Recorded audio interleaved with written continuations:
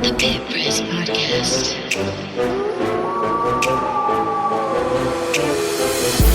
Get a chance to see Ehrlicher, the linebacker, who they say has the potential to be the best defensive player they've ever had in New Mexico.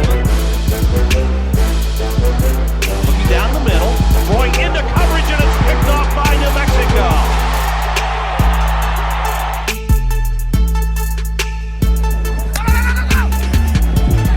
Hear the no, but Christian Washington says yes, yes, yes!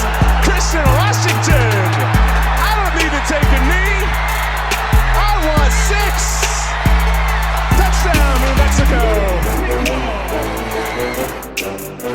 And Kendrick back through the air where he struggled. That time right on the money. Jordan Porter! How about that for New Mexico? Where's that been all night?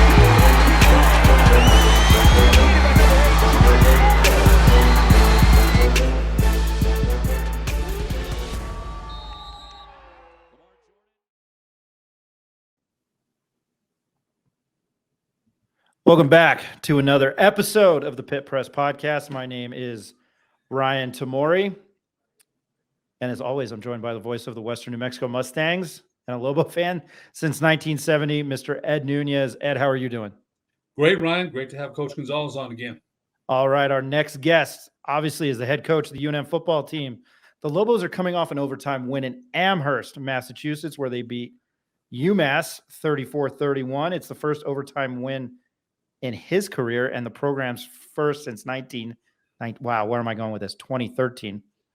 UNM opens conference play this Saturday. If I could talk today, this Saturday, Mountain West Conference play this Saturday in Laramie against the University of Wyoming. You can catch the game on the Mountain West Network, and obviously you can listen to the game on the Lobo Radio Network. Rob Portnoy on the call, and legendary Lobo running back Dontrell Moore is the color analyst. His name is Danny Gonzales. Coach, as always, thank you for joining us. How are you doing today? I'm doing great. I appreciate you guys having me on. Wasn't a pretty win. You've said that, but a win nonetheless. What is the team's state of mind heading into Wyoming? Confident. I mean, we won a game that the history of this program says you're going to lose. We didn't play good in the fourth quarter. Excuse me. Didn't play great in the second half. But we found a way to come out on top. And I thought our kids showed us some resiliency, which is a positive. I think we're getting better every week. Obviously, we have to eliminate the big plays. We're still giving up way too many big plays in the passing game. And then Saturday, we didn't finish drives in the second half. I mean, we scored 4 out of 5 possessions in the first half, touchdowns. We didn't score it all in the second half. I mean, they made an adjustment on defense, but it wasn't an adjustment that stoned us. We missed some opportunities. We dropped some balls. We missed some cuts at the running back position and didn't score until we got into overtime. But we found a way to win in a game that traditionally we don't, which is a great positive move forward for our program. You know, Coach, we saw Ja'Cory Krosky-Merritt, a great jump cut in the first half. You know, I was watching with Ryan, and he had some very, very nice runs in the first half. You mentioned he's a little dinged up. Bill, as you call him, what's his status for this weekend's game against Wyoming? He should be full go Saturday. We used him Saturday sparingly, opportunities early, and then when we got into overtime, he's got the right kind of attitude. I mean, when we went out for the coin flip, I talked to Dylan, who's our speaking captain, and told him, you know, go out there, win the coin toss, we'll get to call it, and we'll go on defense first. And Dylan's confidence, I mean, he just looked me in the eye and said, Coach, you stop him, we're going to win the football game. And I said, well, we'll get a stop. Let's see what happens. We held him to a field goal, and Dylan made that happen. Bill, in the overtime, he was just adamant to coach. He didn't play a whole lot in the second half. We used him in the first half. Sherrod White was running the ball in the second half. He was running with some aggression and making some good plays. But Bill said, give me the football. And between the two of them, they were determined to get that thing in the end zone, and they made it happen. So that's the right attitude to have, and I think it spread amongst our team on our sideline. He's a tough player. And, you know, I think when players see that, a guy that's injured and dinged up, give me the ball, that's got to boost spirits up on the sideline, I would think. You'd be better suited to tell us, but I'm sure that had the spirits of the team. And then he scores the winning touchdown. You know, Coach, you mentioned the secondary giving up plays. Safety Christian Ellis, he had a tough series, you know, that last pass. And sometimes guys get shell-shocked in the secondary by giving up those kind of plays. You know, he had a chance to make a play. It didn't happen. How do you think he'll bounce back this week? He's a confident young man. It's really too bad because there was 2 plays that Christian Ellis didn't make that had some output on the game. Obviously, the last one, the touchdown, he's got a great beat on it as a free safety. When that ball went in the air, I thought right then and there, I'm like, great, we're going to win this game. He's going to intercept it. And he misjudged it. He tried to catch it with his hands underneath, and it went right in front of him. And Anthony Simpson caught it and scalvanted for the 65-yard touchdown. He made a play on 4th and 3 in the first half that gave us the opportunity to go up by 28. He made a bunch of plays on the day. He's a confident young man. That one, I mean, you can ruin some players in those situations. I don't see that with Christian Ellis. He's had a good week of practice.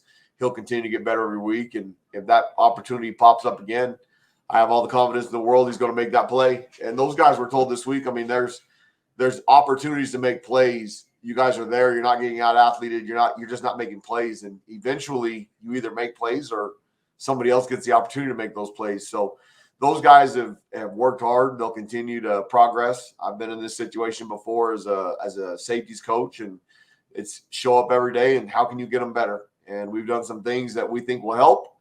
We'll find out Saturday what progress we've made between now and last week. You know, Coach, we had talked about the passing game. You mentioned the playmakers.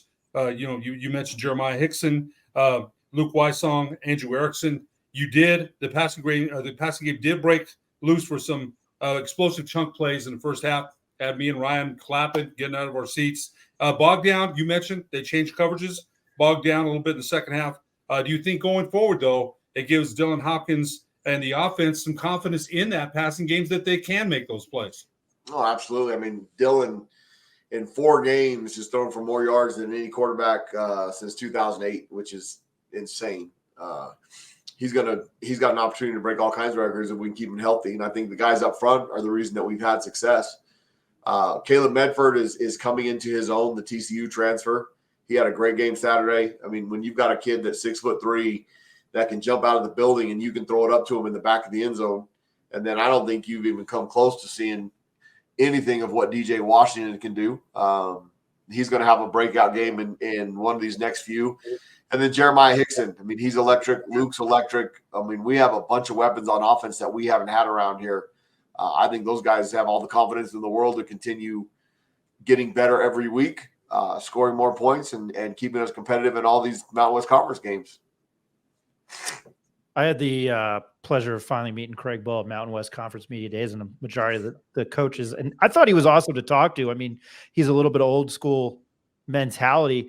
You mentioned you had a relationship, I know, at the press conference yesterday, but for our listeners, can you elaborate on that relationship with Wyoming head coach Craig Bohl? So we've been in this league together for a long time. I met Coach Bohl when I was at San Diego State, and we competed against them in 2015 and 2016. In 2016, we played them back-to-back or 2 times in a 3-week period, one of them being for the 2016 Mountain West Conference Championship game. And so I developed a relationship through coaching, and then Coach Bohl has been high up on the AFCA board. He's been on a bunch of committees. He's been on the board of trustees for a long time.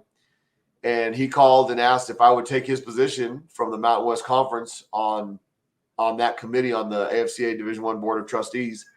And so when someone like that asks you to do something, you don't have a choice. The answer is yes. Yes, sir. And Craig Bohl's been a mentor of mine.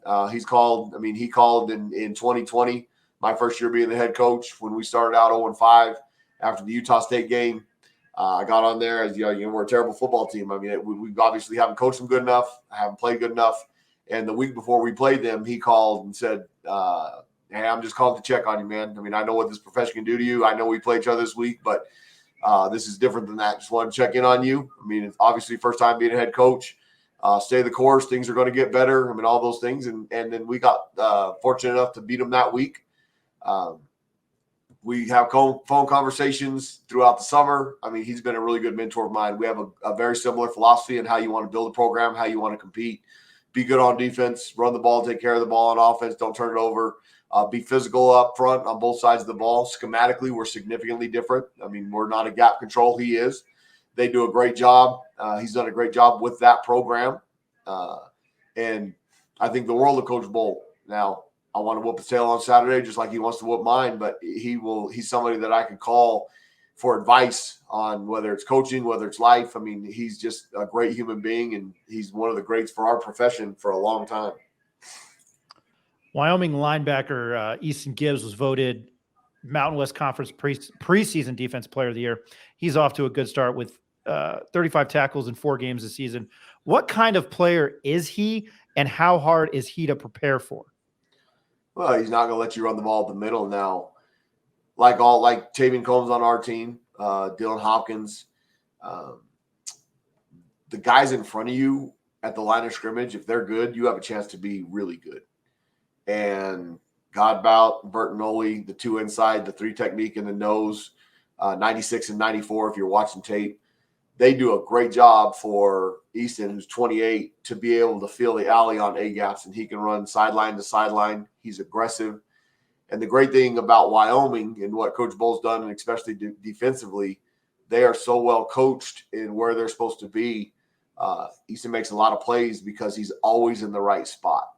Now, those guys do a great job in front of him, which allows him to scrape over the top, and their statistics may not be as good as his, but he's a smart football player, and he knows that he makes a bunch of those plays because of those guys. Now, it doesn't matter what those guys do if you're not good enough, and he's good enough. And he's off to a great start. Those preseason honors are well-deserved.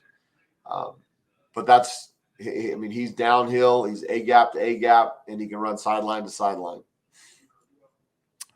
Wyoming has, I forgot that I didn't write the guy's name down from last year. He was a really good running back, but I think traditionally they've always had some really good running backs. Harrison Whaley, I hope I pronounced that right.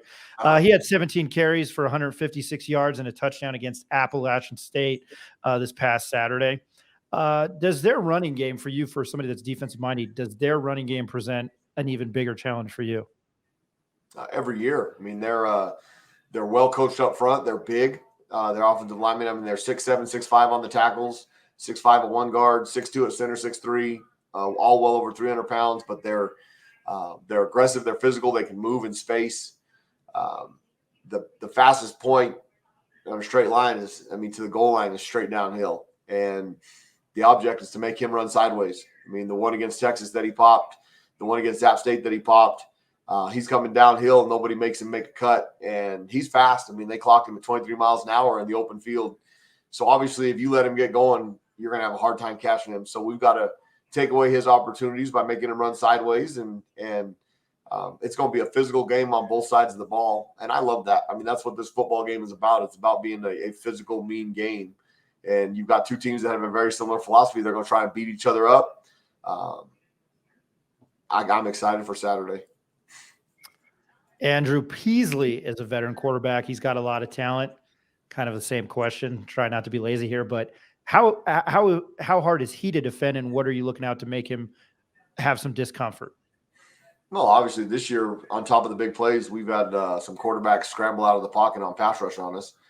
And he did that in 2020 when he was the quarterback at Utah State. He had a 62-yard touchdown against us on a blitz where he was able to break a tackle and then scallywag around and get in the end zone that separated that game. He's been really good for their program.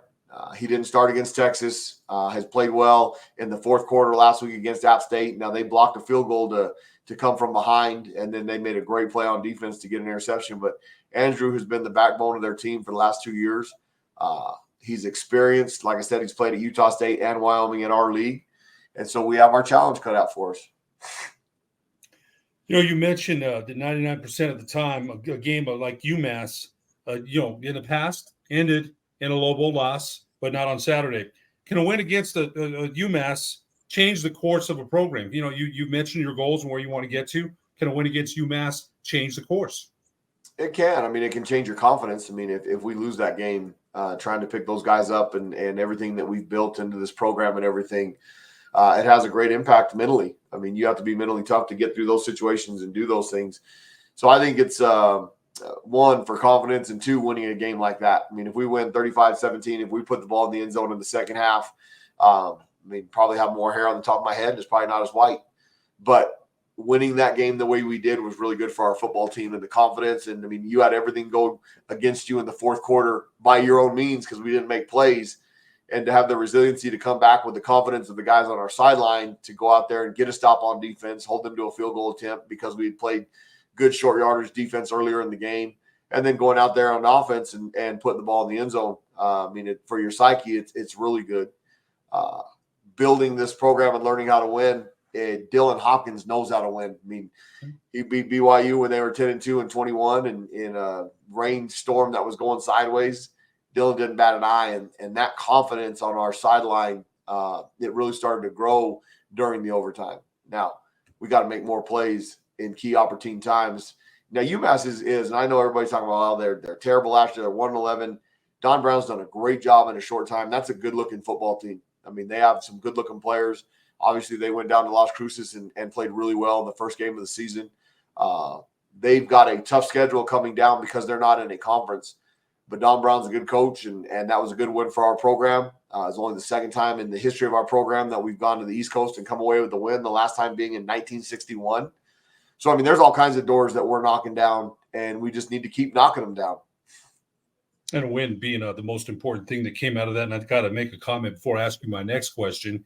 I think Dylan Hopkins, when you see him in interviews, has that leadership, that it factor.